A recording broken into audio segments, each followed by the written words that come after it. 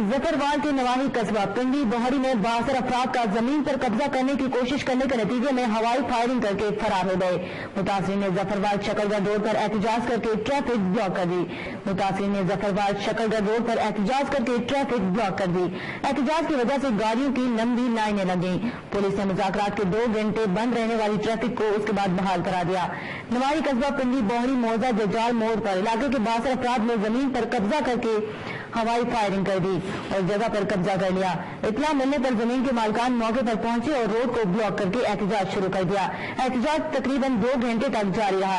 اس موقع پر D S P circle ظفرواڑ شیخ شاہد اکرام police کی بھاری نفری کے ہمراہ موقع پر پہنچے تو پولیس کی آمد کا سن کر باثر افراد موقع سے فرار ہو گئے۔ ڈی ایس پی ظفرواڑ نے متاثرین کو انصاف کو یقین دہانی کرائی اور ملزمان کے خلاف کارروائی کرنے کی یقین دہانی بھی کروائی، جس کے بنا پر متاثرین نے احتجاج ختم کر کے ظفرواڑ شکرگڑھ روڈ کو ٹریفک کے لیے کھول دیا۔